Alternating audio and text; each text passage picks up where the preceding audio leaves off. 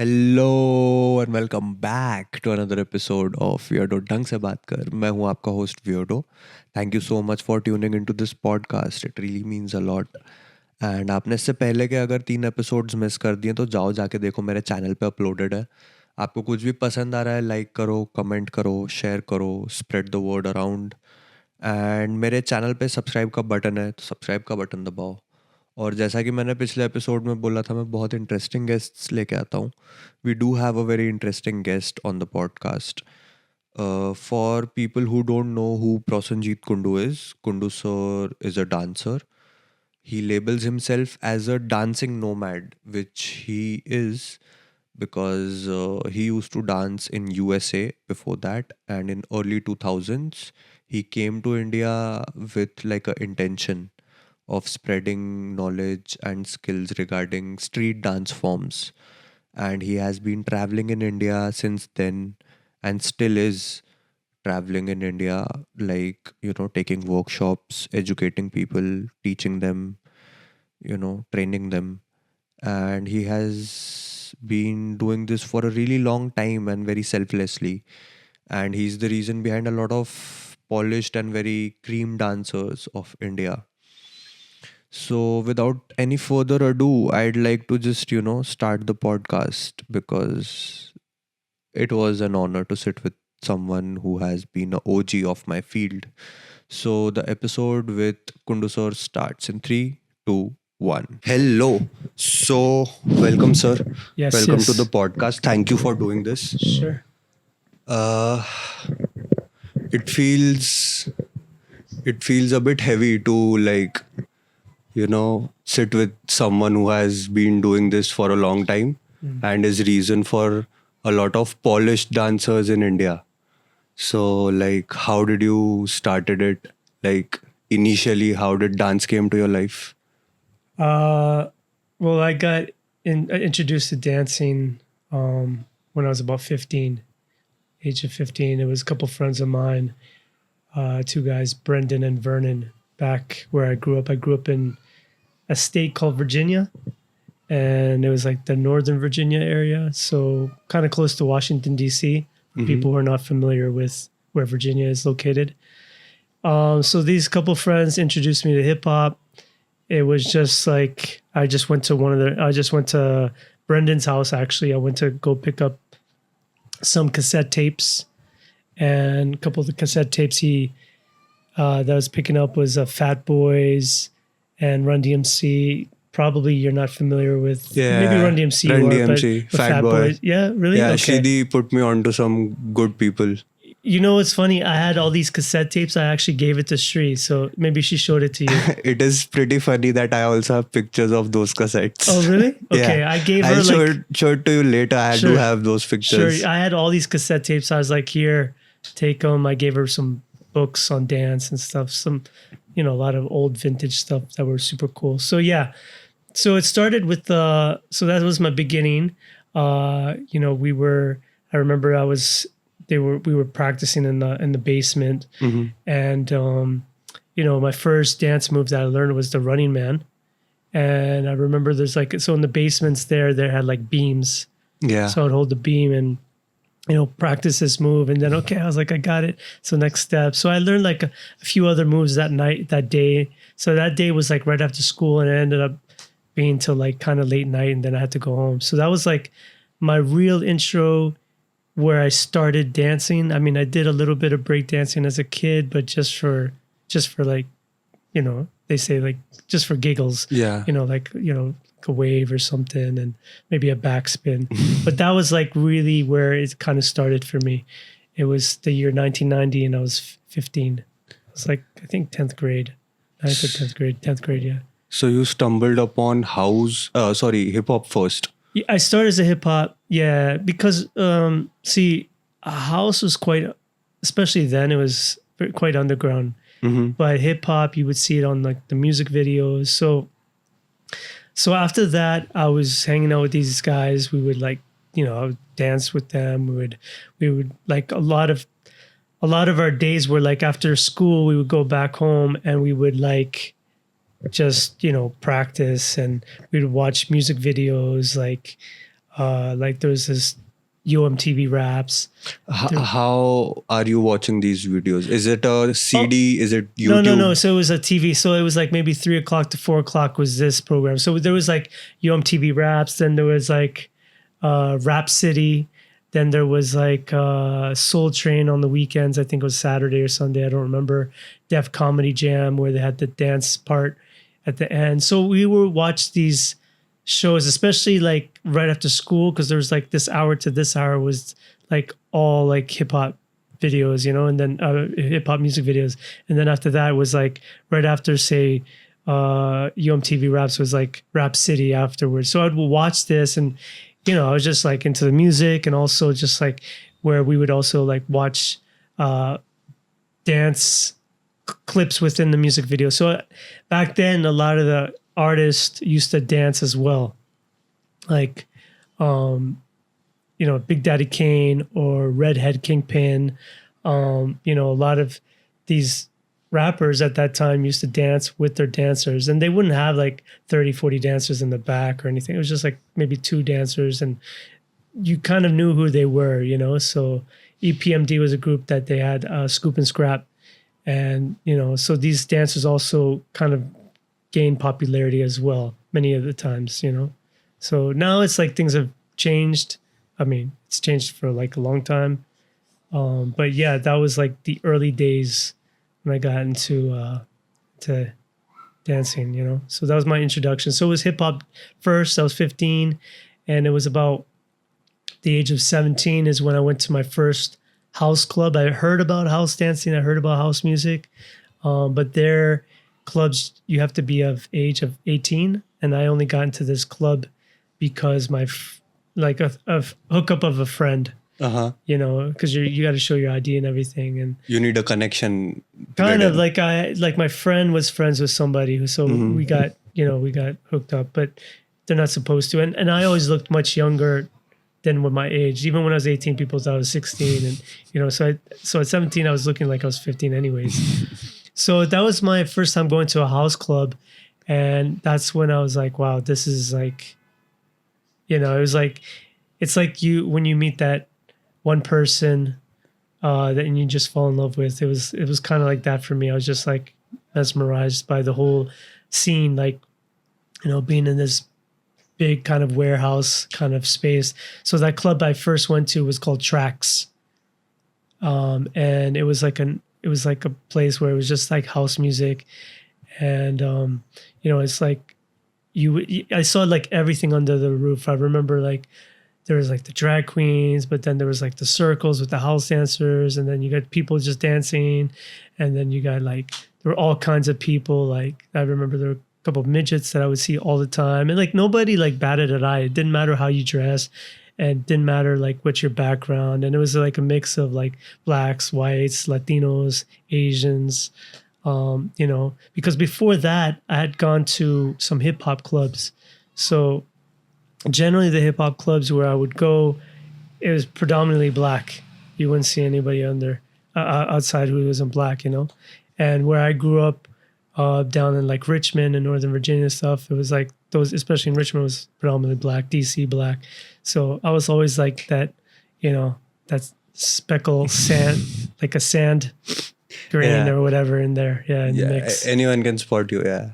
Kind of like, you know, everybody thought I was like Latino anyways, you know. So what clicked with house? Like with house, like it was just like when I heard the music, I heard the music and I was just like, wow. And then just seeing like the movements people were doing, the like, you know, this dynamic, intricate footwork people were doing into like running up a wall, coming down into like a split and then sliding out. It was just like something out of a movie, almost like, you know, like Gene Kelly, Fred Astaire, or, you know, the Nicholas brothers, these tap dancers. So it was kind of like, that's what kind of like stuck in my mind, you know, and it was so different than hip hop dancing, where hip hop dancing was very like what you do on right side, you do on left side. It was very like party steps, you know. And when I saw this, I don't know, it's just something that just really pulled me in, and I was like, okay, this is what I want to learn this. So it started from there. So you wouldn't really see much music videos about that, like house steps and stuff. So it's kind of like I had to just go to the clubs and I had to like watch and learn. So for hip hop, I had kind of like those guys that were my first guys who kind of inspired me and kind of showed me the way. But then when it came to houses, I had to figure it out pretty much on my own.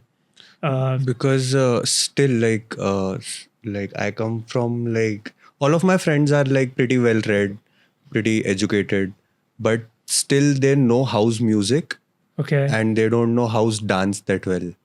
Like there is still some kind of like a missing thing for house dance. People do recognize a hip hop dance or whacking, but still like house dance is a bit unknown. So if you have to explain to the audience who's not from the circuit, how do you explain them?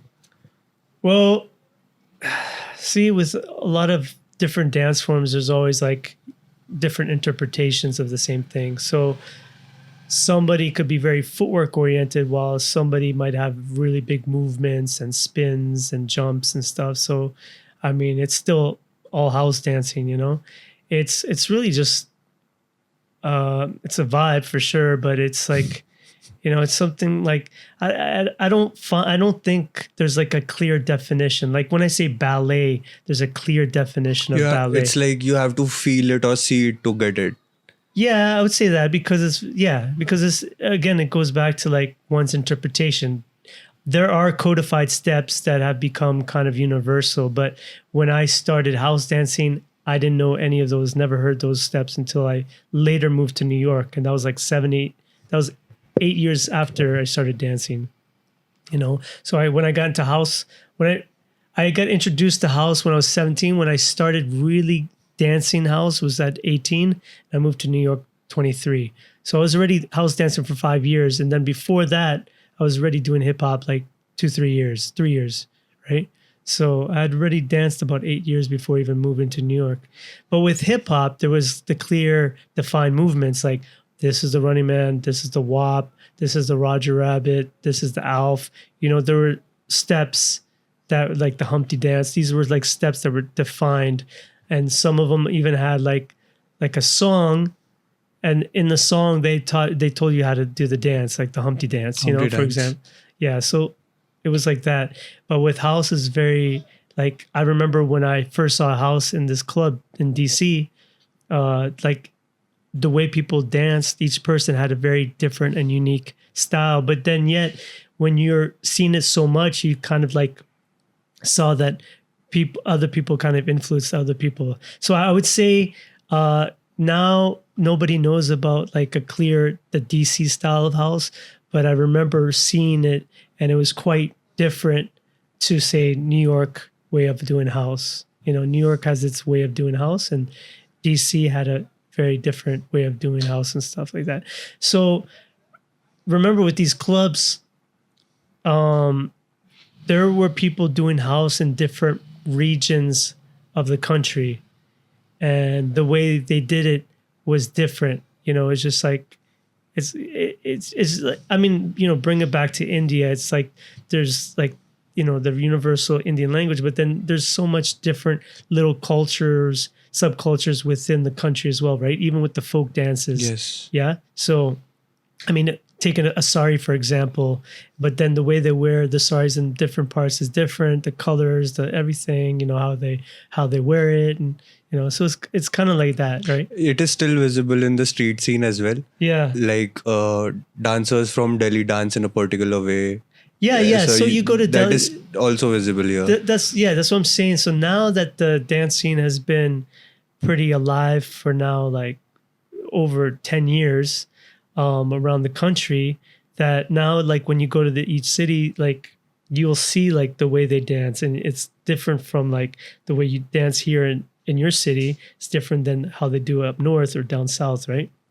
So it's like communities kind of like the people in the community influence each other, right? So that's just how it is. It's like languages, right? Yes. US, we all speak English, but if you go down south, like down to Atlanta, they'll have their own way of speaking, opposed to going up to Mississippi or California, New York, Chicago. They have their own like accents. Slangs and everything. Yeah, they'll have their accents, and then they'll have their certain words that they say. Like for example, in the East Coast of the U.S., they say soda. Talking about like a can of soda. Can of soda. Yeah, but if you go to like the Midwest, like Chicago, for example, they say pop. Or in the East Coast, we say sneakers. In the Midwest, they say gym shoes.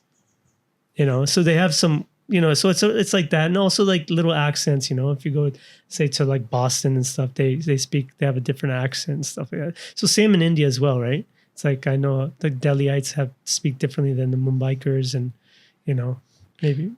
So this house thing gives you a click, and you decide to pursue house. What did you do? How did you pursue it, or maybe went behind the knowledge, or like taking training? Well, like with house or just dance in general? Because in general. Yeah, because to live off of just house and like I know I've been teaching for a long time, but house is like sometimes I teach hip hop, sometimes I teach like elements of breaking like top rock and stuff like that. So for me, it's important to be like just a diverse dancer. It's all dance, it's all movement. So, ask your question one more time. So this is gonna happen a lot. How did you approach, like you were like, okay, this thing clicked with dance and I'm gonna approach this dance thing. How did you plan your route to learning? Okay, so at that time, I didn't plan anything. To this day, I still don't plan. I live a very unplanned life. So it was just something that I liked a lot, and I just kept doing it. I was just so into it. Like I would wake up, like dreaming about dance, thinking about dance all the time. So I'll go practice, meet people. It's just like something that you slowly get into, and you meet people, and then you find out about this, and then you found out about this party, and there's like, you make friends, and it's like, oh, we practice. It's kind of like that. So there was no defined anything. Nothing was planned. It was just like in the moment. This was like, again, when I started dancing, it was 15. And then the more I got into it was like, 18, 19, 20, 21, 22. I was just like, then I moved to New York at the age of 23. Then I found out that you can also go to classes and learn some of these stuff from some of the OGs from New York. So I also like, I'd make sure that I took at least a couple classes, 1 or 2 classes from everybody. So I just kind of get a feel. But a lot of it was just also just going to the club, going to the practices.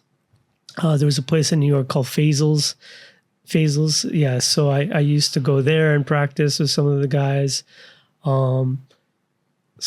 Yeah, there's just so many sources. So you learn from your peers, you learn from other, people who've been in the scene for a long time, and just being in it. And then you kind of, go from there. So as far as I've done my research, I found out that you came in India like 15 years back. Well, maybe more, I guess. Yeah. I don't know your research, but I came here like 21 years ago. 21? Oh, shoot. Yeah. Okay, the videos are also old. I forgot. That adds years as well. Is it from YouTube? Yeah. Yeah, because I didn't post it when things happened. I didn't post it directly. I posted it some years later. But I'll tell you, yeah, I came in 2003. I came and I taught in Mumbai at the Shamak Davar Institute. Okay, you were at Shamak Davar Institute teaching? Yeah, I taught the dance teachers. I taught. Oh. Yeah, so I did that. So that's not online or anything, but like I did like a 3 or 4 day, I think it was 4 days. And I remember one day was hip hop, one day was house, one day was like popping, one day was locking, and one day was breaking, something of that sort. Or maybe it was popping and locking together one day. Just a style each day. One dance form or something like that a day. Yeah, it was like I was just there, and every day I would go teach no them. 2 days, no extended time, just like 4 days, 5 days. That's it. It was something like that.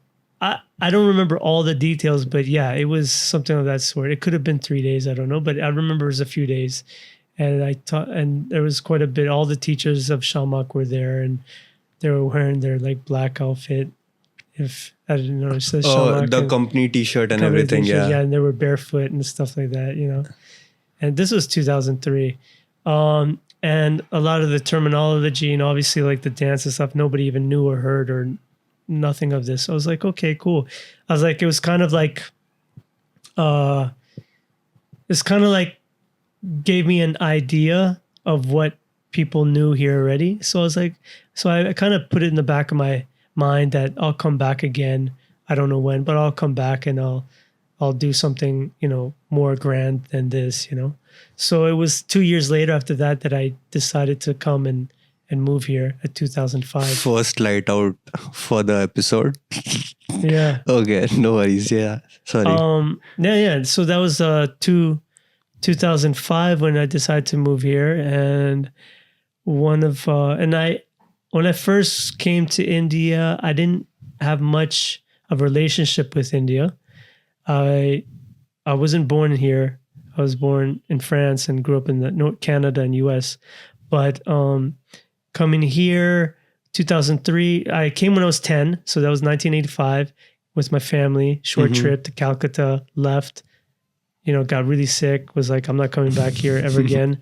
Then I came back at the age of 28 with my aunt because nobody was coming with her. So I was kind of like, I'll go kind of chaperone her and stuff like that.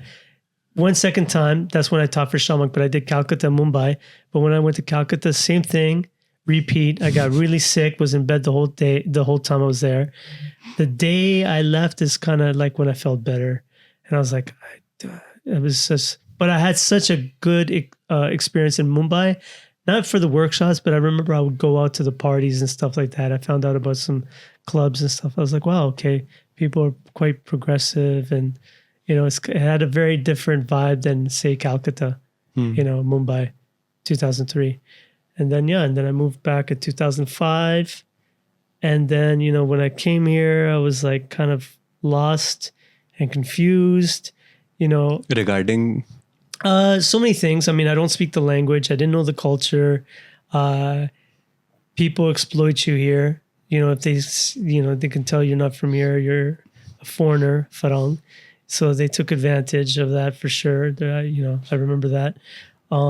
Just didn't know anything. I had to figure things out. Then why choose India if things were so tough, like you cannot communicate, and back then like you didn't had internet, you cannot Google Map something on your touch screen phone. It wasn't that easy. So why choose India? There are a few reasons. I think the main reason was something in me felt to come here and to teach. And if I don't do it, I don't see anybody else doing it. I was doing quite well back in the US. I was living in New York at that time. So I was doing quite well in my profession. I had like people, different like big choreographers. Like I worked with a few big ones, and then a couple big ones from California, LA, had contacted me to come out there and stuff. So I was like, everything was there. Like I my name was building, and I was doing well, and I could have easily just left I wanted to leave New York anyways, but I could have just gone to LA, and probably I would have done quite well. I was in a good space in my dance, in my career, and my dance, and just everything. So I don't know, something in me was just like, let me try going to the other side of the world and get familiar with what's going on. I didn't anticipate that I would be here as long as I have been. Like I thought, let me go for a few months, 6 months. Let me try it out. I was like, what's 6 months? It'll just be an experience. So I just kind of like, I just got pulled in, and I kept staying. And the first, like, honestly, even the, you got the exploitation, all that stuff, but in the beginning, everything was new. So it was quite exciting. And I was getting quite a bit of attention because, there wasn't many foreigners anyways back then who were living here. And I looked different. So I stood out. So I was, get, a lot of attention, like positive attention. And, things that I was able to do here maybe were not as easy as doing it back in the States, right? Especially at that time. Yeah. So like, okay, you are like, I'm gonna go to India. Getting a plane ticket, okay. How about you manage how do you go, like, where do I'm gonna live? Like, how are you gonna figure that out? What was the plan for that? So, yeah, good question. Because like I mentioned to you earlier, I don't plan. So even when I came to India, I didn't plan. Like I came here on a one-way ticket, and there was no plan. No housing situation figured No, out. when I came here, I think the first couple of days I stayed at a hotel. It was very dodgy. It's kind of like some cheap place. Yeah. And then I got in touch with some broker who showed me some places. And then one of the first places that I got was in this area called Andheri, Sat Bungalow. So I stayed there for quite a bit of time, and that's where some of the auditions were and things were happening in Andheri side. But I was actually spending more of my time in Bandra. So for people not familiar with Bombay, Andheri to Bandra is about 45 minutes to an hour. So I was commuting that all the time, and like going to parties, and I was going there and meeting people, because Bandra was more like people speak English, and then also they're more like modern and people are more Western there. So it was Yeah. like, it was kind of like a nice balance between India and the West for me, opposed to other parts of India, Yeah. Now I've been here so long, like I adjust to any part it's- of the country. But at that time, having that kind of like space, that gray area was comforting, because I was like, okay, I don't feel so lost. And then you start meeting people get to know you, making friends. I had a girlfriend who was from Banjo side, so more reason that I was spending more time there. Yeah. So, like, how has it been, like, reflecting back now? Yeah. Like, since you've been 20 years, I am 25. You're 25? Yeah. Okay. Yeah. It's been so long for you in this country. Right Yeah. now, reflecting back, like, what are some things on top of your head that comes, like maybe an incident or just like a regard for something or someone? I've had some crazy experiences for sure. I don't know if it's worth speaking about, but I think for India,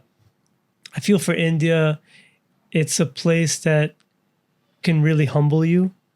And I feel like that's done that for me, seeing and experiencing so much over here.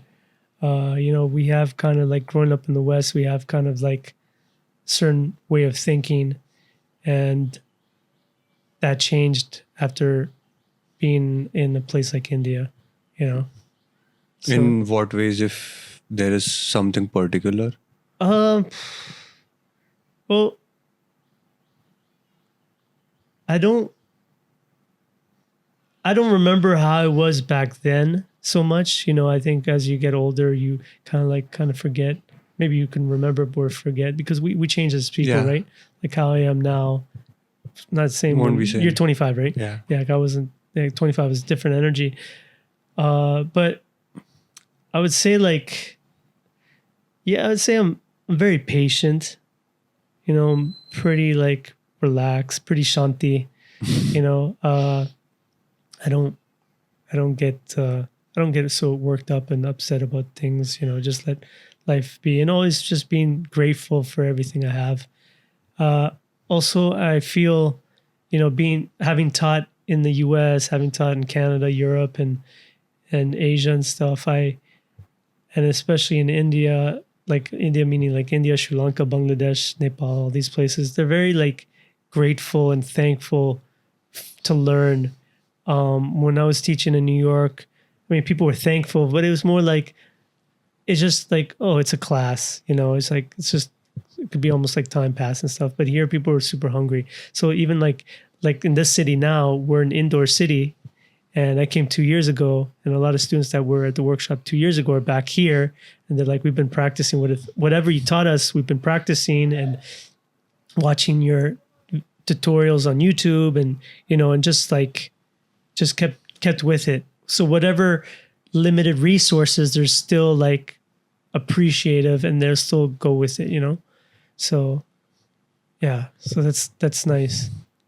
And then you also got that aspect, like as a teacher, you give your respects to your teacher. The gratitude is The gratitude, yeah. yeah. Like teacher here is looked upon like your family, like parents, or like a teacher is like, like a guru, but somebody who kind of like shapes and helps define your life as well, Yes. right? Because your teachers in your life are the ones who are good teachers that are providing certain information that you might gravitate towards and use that in your own life, and it'll help you with your journey, right? So in America, I wouldn't say it's not the same, it's just different culture. Yeah. So, like, okay, initially you were finding out yourself what I'm supposed to do, how I'm gonna do this, whatever. But like, how do you, for 20 years, it's pretty big time. How do you make sure that the things that I was here for or what I want to do doesn't get changed or tangled with some other intentions that are just like not helpful for me or for anyone? How do you keep your head straight? Like, okay, this is what I'm going to do, and these things are not going to bother me even if they intervene. When I came to India, I didn't come here with, like, again, going back to the word planning, I didn't come here with the plan like, okay, I'm going to, create this like, kind of army, and I'm going to be like it's going to be a hierarchy where people are going to, like, I'm running everything. I didn't came with that. I just came here solely just to teach and just to share, and it was never about like having a position of power or authority or or making like X amount of money. Like, I didn't come for that. I just wanted to share my knowledge and my passion for the crafts, like the dance, like hip hop, house, whatever. Wanted to share all that. So that's all it was for. I just, again, like, people was like, oh, why don't you start a dance studio or something? I was like, I don't want to take that stress. Mm-hmm. When I teach you guys, like, for example, the workshop yesterday, it's enjoyment to me. It's not even work. But if I had to run like a dance studio, if I have to work with certain people, like in the industry or whatever, like some those stuff could be a headache. It's not enjoyable. So what I like about teaching, it's like, it's like I don't have to answer to anybody. I know my stuff. I'm good at it. And I want to be around people who are hungry to learn, and I can be there to, like,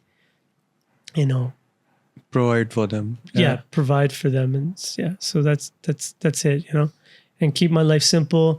We didn't speak about this, but I live a very minimalistic life. I live out of a suitcase. I literally have a suitcase, not even a large suitcase. It's like the medium-sized suitcase. I fit everything in there. I have my little yoga mat, and that I carry. Yeah. That's all I have. And there I have like my clothes, my shoes, my toiletries. It's pretty much it. Only the essentials. Just the essentials. I have more than a week's worth of stuff. So like 2 weeks worth of clothes. So I'm good. Maybe not 2 weeks, 10 days. But yeah, I have everything that I need. How did this journey started of minimalism and travel in your life? Because it also plays a big part, I guess. Yeah, so I haven't lived anywhere. Living means like I haven't like, signed a lease and paid rent at one place in years. I don't even know. I don't even know when was the last time I did. It could have been 20 years ago. I think was like probably like the last time. And, so many people work just to pay rent. A lot of their expenses go there. I've been fortunate, like, like knowing people, or, like when I do the workshops, like all that stuff's taken care of, or sometimes I'll find a place. And if I stay for a few months, then okay, like I'll, set shop up there for some time, for myself. But yeah, it's actually kind of like really liberating. And it's also exciting because it's like, where to next? Like a lot of times I don't even know where I'll be, so it's just like, just go wherever the wind takes me. And going back to your question, when did this start? It kind of is something that gradually happened. So when I made my first move from like Virginia to New York City, I brought my furniture with me, like my stuff that I had from like my college days, my university. And I remember in New York, I was there about 7.5 years, and I moved 12 or 13 times. And during that time, I was like, I couldn't bring everything with me because I couldn't hire a moving truck. Like I was a dancer, I was an artist, like I didn't have that money. So I ended up, a lot of time, it was like if a friend didn't have a car or anything, I was like, I just left things behind. And it's just like, anyways, what's the point anyways, So I've noticed this with my life, with my things and stuff. I was like, I don't need many things, and I just leave things behind. Like if anything, if I get more stuff, I just remove some stuff from the suitcase and just give it away. I don't like to throw things, so I just give it to people, and all my stuff's always in good condition, so practically new looking. But yeah, I've been just doing that, and just, it's nice. Like, you don't honestly need that much. So so far it has never questioned you that, oh, like never a question in your head that maybe I could use a little bit of this or a little bit more of that, or maybe leasing a house and finding a proper home in India maybe. no, like people have asked me, don't you want to plant roots? I don't. Like I like to, don't want this to sound weird, but I like to plant my seeds in different parts. When I say seeds, it's like I'm talking about myself, nothing more, Don't think like dirty. Yeah. So I like to just kind of plant myself in different places and move around. And also I'm lucky. I have like a lot of good friends around the world, going through Canada or the US or here or wherever. A lot of times I have really good friends and stuff. So it's just like, yeah, extra room, just come hang out, come spend some time, go for a couple weeks, and that's kind of in between my dance projects. So a lot of times my dance projects occupies a lot of the time, right? So I'm always through organizers and stuff. Things are taking me here or there. But then when I have in between time, sometimes I'll go, let me see these person or that person or whatever, because a lot of my friends, people I know, they're so consumed with their life that they themselves don't even get to travel anymore, because they're so rooted in where they're at, their career and everything. So for them, maybe even passing through is like, oh, wow, it's awesome. Get to hang out, spend time, talk, catch up. Let's go to a couple clubs. Let's go out to eat, things of that, So, yeah. Like any interesting person that comes up in your head that I have had a pretty good time always with this particular person every time I've met him or her or them. Yeah, I could say that for many people. I'm not going to go into details, but yeah. Name three people. You won't know them, so. And those people won't know Point. them. Yeah. But you got a point. Yeah, well, I keep certain things I just keep. Doesn't need to say everything about my personal life, but yeah, definitely, and what's nice too is like reconnecting with friends, and every time I see them, it's like, it's kind of like wherever we left off, we just kind of pick up, so it's a nice thing. So like when you're not dancing or listening to music, because even when we are not dancing, just listening to music or being around music consumes a lot of our time. Yeah. When you're not doing that, what is the other activities that you do? Other activities I do, so I do I try to like incorporate some element of stretching or yoga daily. I do like to like go out and just, hang out, meet people, go to like cafes or restaurants. Like last night we found this really nice pizza place. I love pizza. It's like one of my favorite foods, but this one particular place is really good. So, and yeah, just like meeting people from different, wherever I go. Sometimes I read, depends. I'm not like a big reader, but sometimes I do read, watching movies, just spending time by myself. I'm fine with that. It's in India here, family's such a big thing, right? It's like being around people is a very big thing. Yeah, being around people. And for me, I'm like, I can be around people, but I also, I enjoy need your solitude. Yeah, I enjoy my own personal time, so things of that sort, So and I like to travel. Like, after COVID, I was traveling quite a bit, and it was one of the first times that I was actually traveling not for dance, but just for the, just for the sake Travel. of just to travel. Just why not? It's like, Yeah, you've been missing it because like you have been traveling and then suddenly the whole world is just like, nope, can't travel anymore. yeah, it was a bit difficult because I wasn't vaccinated, so I'm still not vaccinated. But like, at that time I had to keep doing these tests, and it was a bit of a task. And some places didn't let you in. I remember Singapore, I couldn't get in because of that. So I had to, Navigate around through that. yeah. And Yeah. the good thing is I had the fake thing that sometimes I had to use that. Okay. You heard about it, like Yeah. it was all over. Maybe you even had a fake one. I don't know. Nah, I got You got vaccinated. vaccinated, Yeah. okay? Yeah. So like traveling, teaching people, like sometimes, like first of all, does it take a toll on you? Like in general, the way you live life. Sometimes does it like get overwhelming in different ways? The traveling. Traveling and also like constantly being on the go, not having someone with you, then meeting some people for a good time, having developing a connection, and then again leaving, and then again 20 years in the same thing, doing the same thing again and again. Not a pattern, but there is a loop of like you traveling, Yeah. you spreading your teachings, and then again when you feel like you travel, you teach, you travel, you teach. I think that's So what it's been. It's been like me traveling, me sharing, teaching around, and just also around the world, not just here. Uh, I I don't. It's rare for me to get so attached, like that attachment thing. Maybe because I've done it for so long.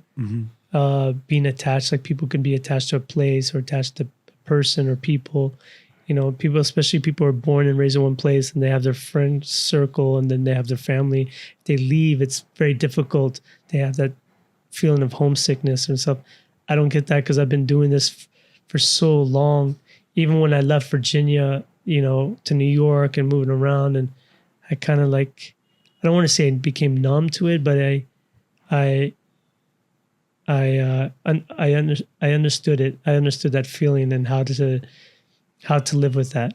So I don't look at it as a sad thing. Some people could be like saddened by it, but for me, it's just like we spent some beautiful moments together. Whatever, if it was through dance or whether just breaking bread, like eating at a restaurant and talking, just catching up or meeting new people, and then next place, and that's it. It's just another like page in the book or something. Maybe I'll meet those people again, maybe not, but there was like there was a connection. There's so many people on this planet too, right? yeah, this is very interesting thing that I noticed while we are talking, that you don't have that a fear of missing out or maybe a very big attachment to a thing, to a person or a place or something. Like, is there a particular reason in your head that comes up that this is why, I guess? Or is it just like you've been doing it, so now you are just comfortable with that thing? Yeah, I've been doing it, and also maybe it goes back to my childhood too. Could be a possibility.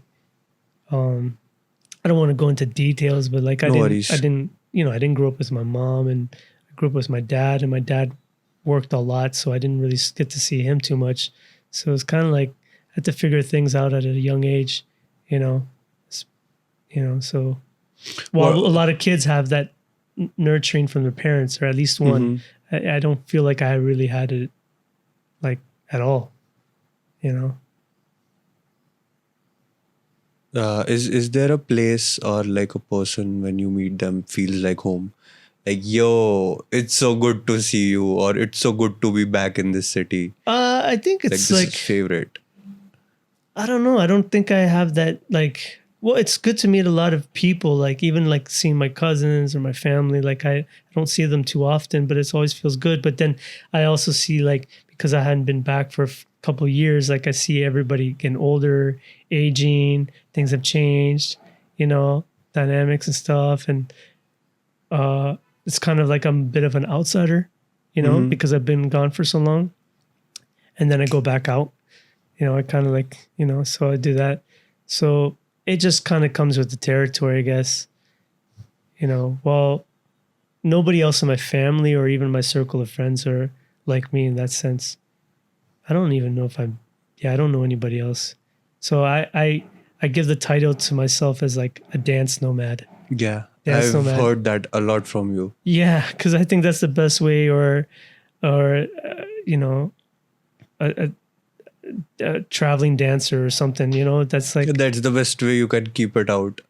yeah, because yeah, like I'm an artist, like I'm a dancer, a teacher and stuff, but then also my lifestyle is very different, Mhm. and yeah, and it's just kind of it worked for me, and I've been able to live like this, like so it's worked somehow. What are some of your simple pleasures of life? Like for me, like taking a good cold bath shower is like just awesome. What are some simple pleasures that you really enjoy? Well, I hadn't had a hot shower in probably 6 weeks, and now at the hotel I'm at now has really hot water.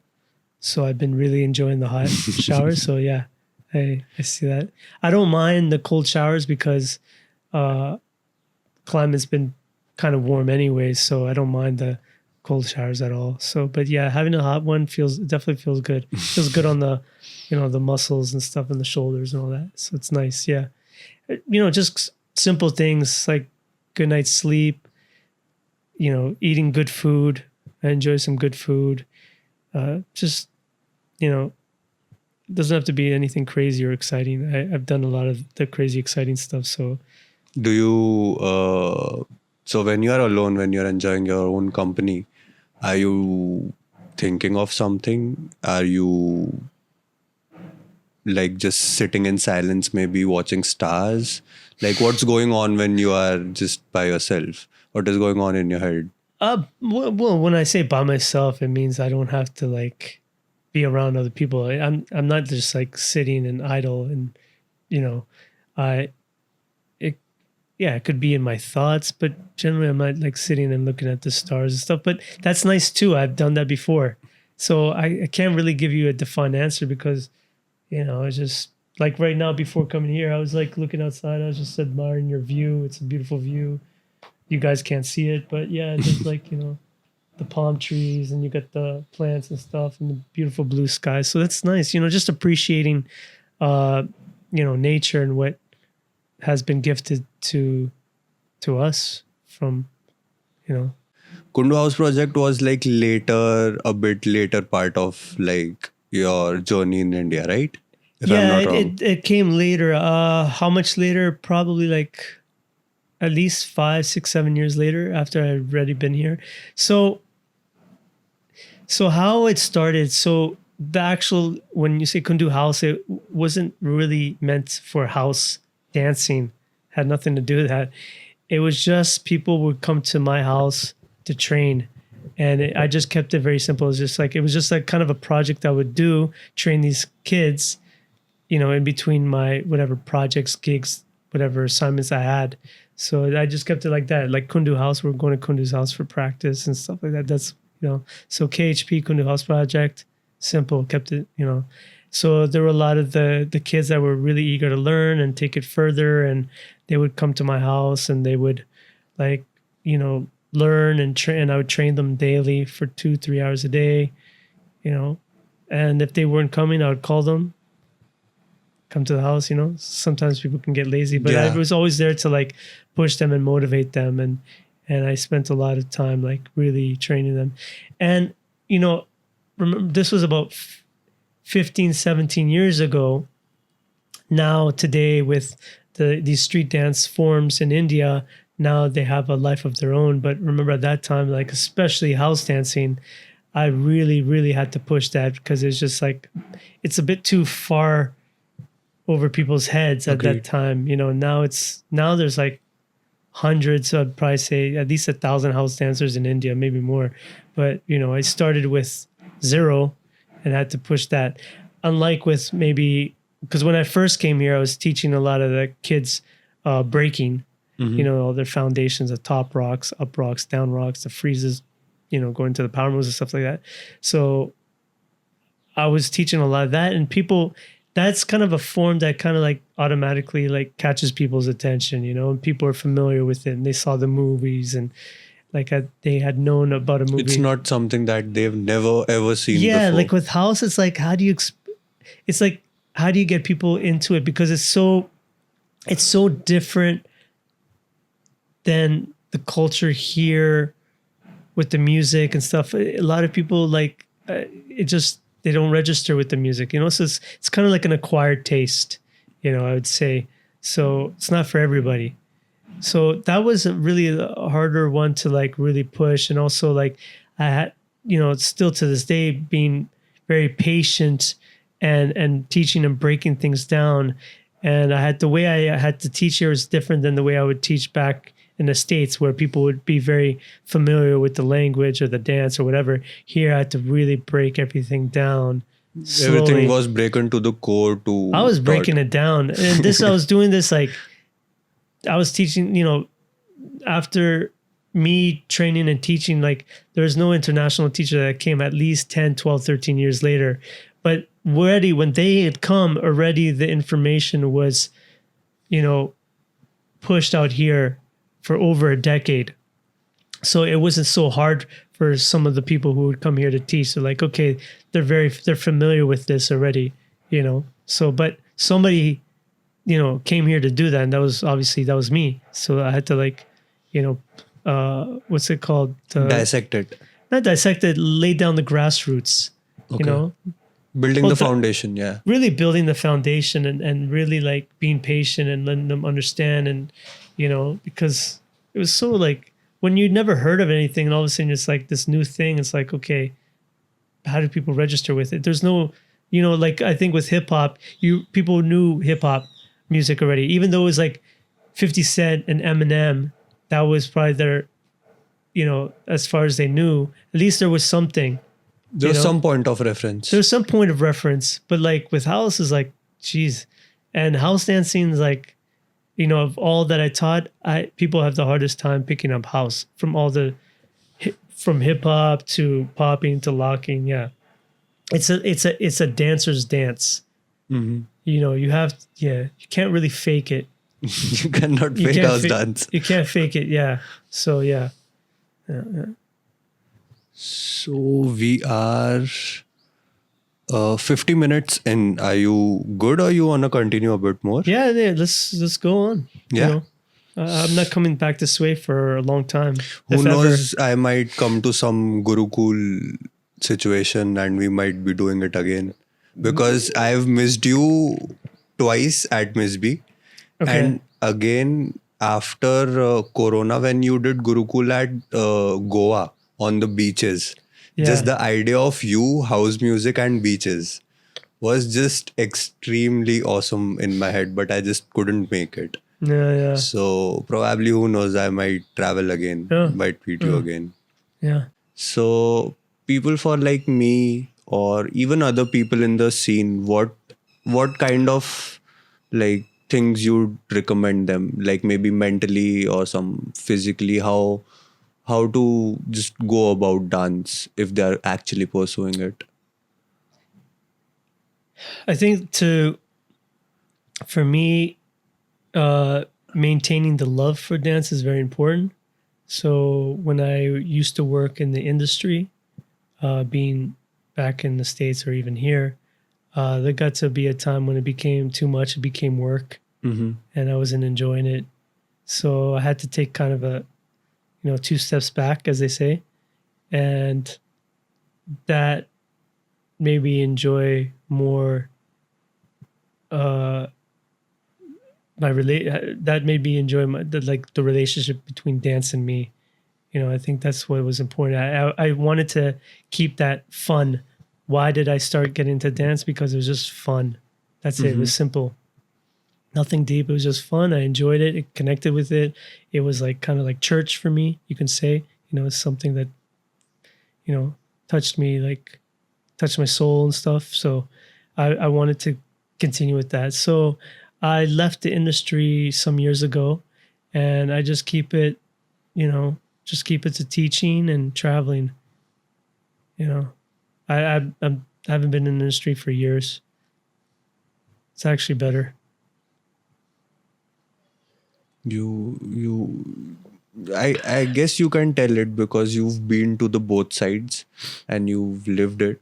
So I guess having that experience and maybe sitting with it does give you idea of, okay, this doesn't give me the joy that this thing gives me. Yeah, yeah. Yeah, you could say this is more joyful for me. Yeah. I mean, there was like a time and a place for all that as well.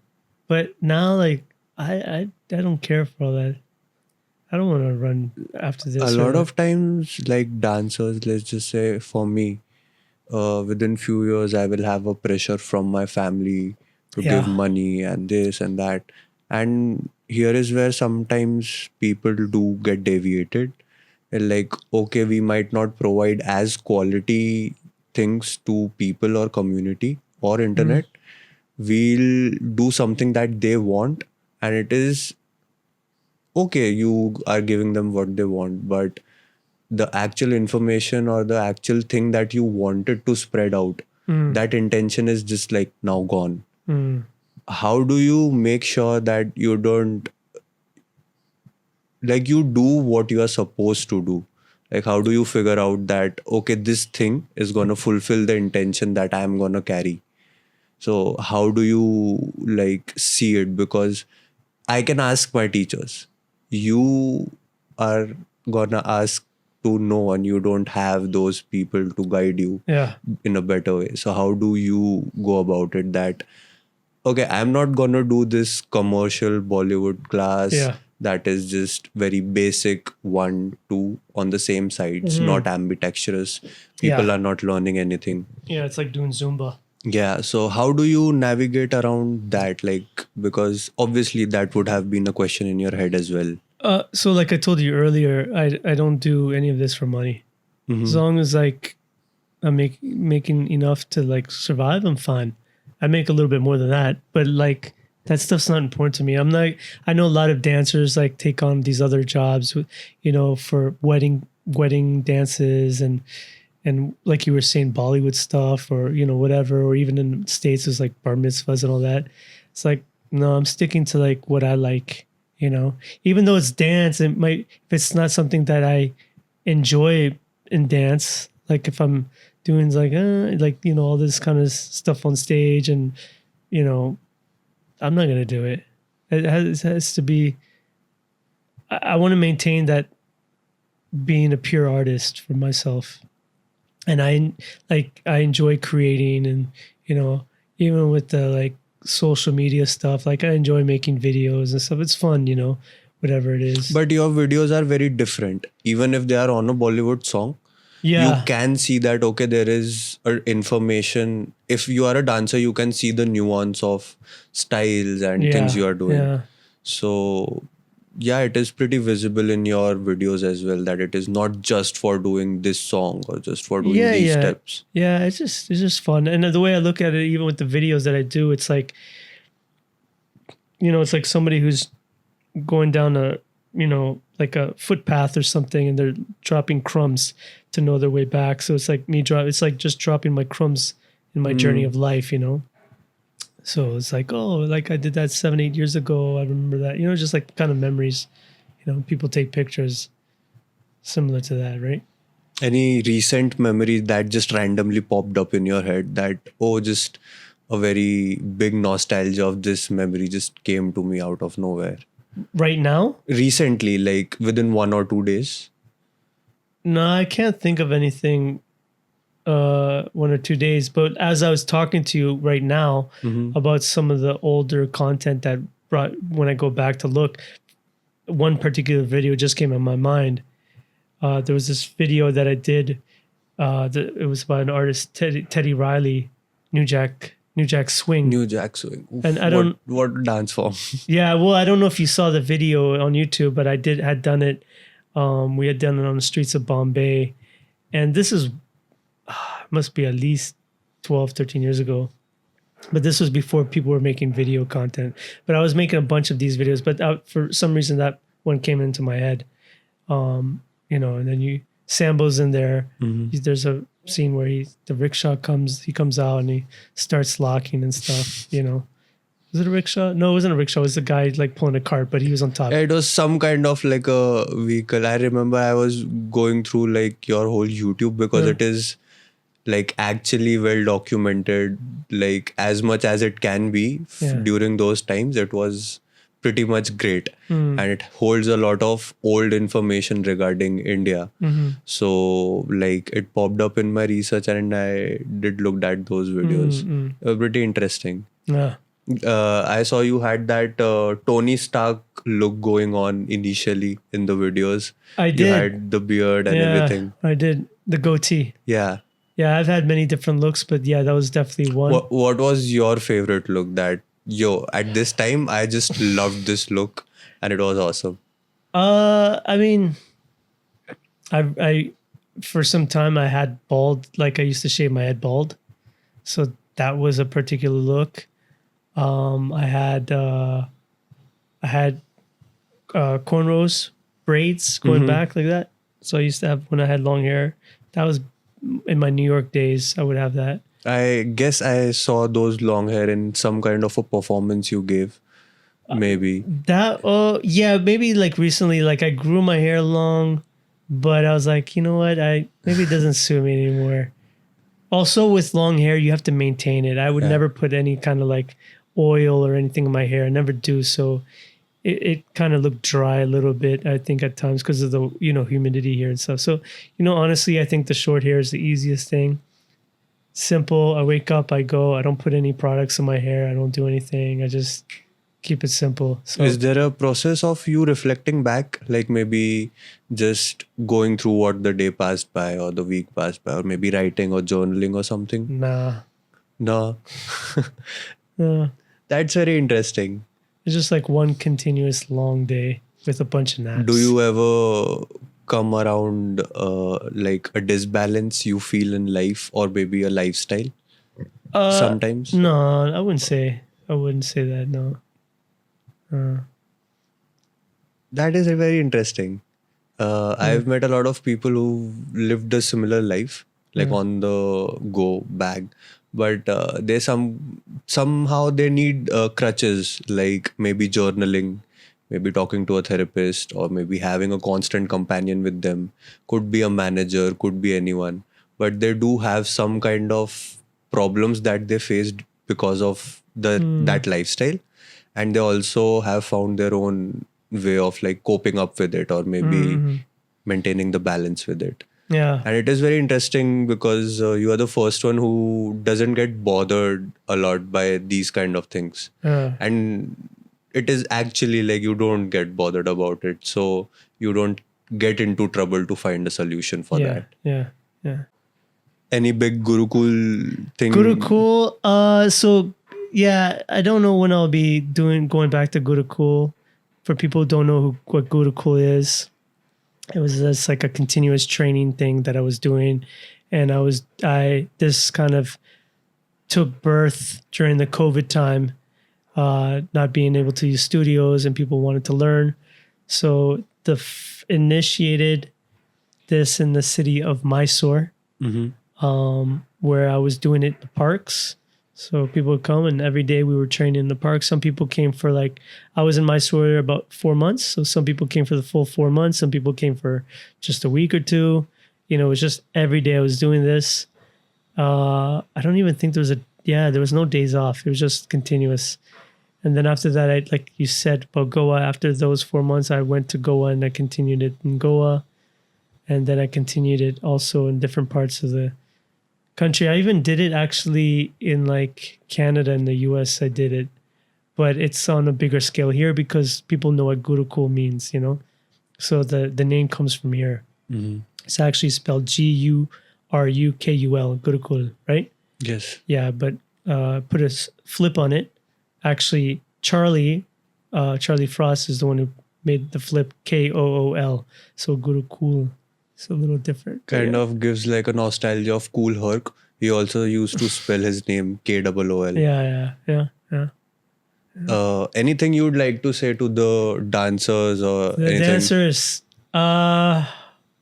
you know, or even like travelers who just want to pursue traveling, or maybe want to lead a life of minimalism, or maybe not like be attached to things as you are, yeah. and could be doing jobs but just don't want to be attached to things. So any kind of word you Well, I want to don't know if put I want to out. give advice, because if it doesn't work, then I don't want to be to blame. I know? can't say you are wrong at this Yeah, point. yeah. So Pretty fair. I mean, it worked for me. It's something that like naturally kind of happened. You know, but if you're going like cold turkey, like somebody who, for example, eats, you know, 12 donuts a day and then all of a sudden doesn't eat any sugar anymore, it's like Not gonna help. it's not gonna help. It's not gonna happen. So it's just something that gradually happened to me in my life, but it wasn't something that I would say I consciously did it. It's just like I just noticed it. Now looking back, I'm like, oh wow, okay. I see how I've been, you know, kind of on this path anyways since a while.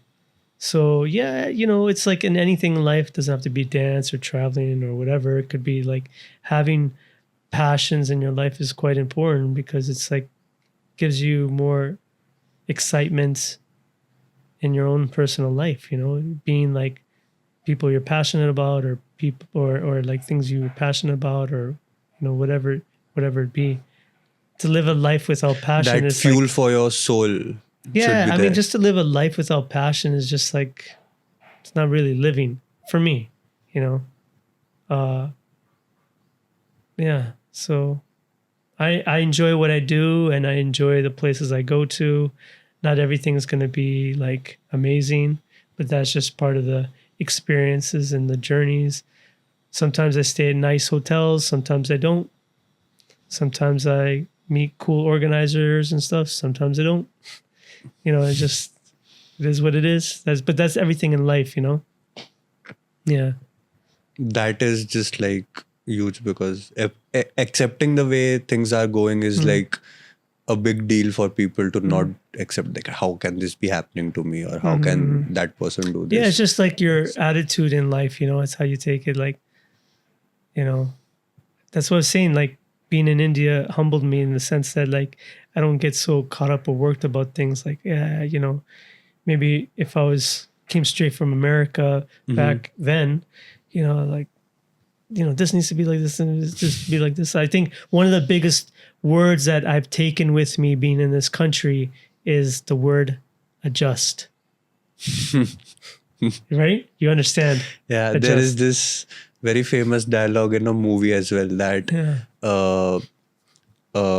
Car में 4 लोगों की जगह होगी, 5वां आके बैठेगा और बोलेगा भाई थोड़ा सा एडजस्ट कर ले, and you do. Yeah. That is what India is. You do like need to learn how to adjust a little bit in some way or another. Yeah. So that's definitely like, if you tell me like one word to describe India, I would say adjust.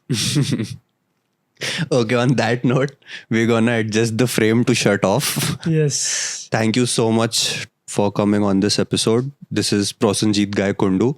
For people who don't know who he is, he has trained one of the finest, one of the creams. He has been in this game for a really long time. इनका account YouTube का और Instagram का नीचे description में mentioned है. Go ahead, follow him if you get to like have a learning from him. If he's in your town, just go. Like, if you trust me, just go. It's fucking awesome. And on that note, thank you. Like, comment, share. Bye bye. Peace out.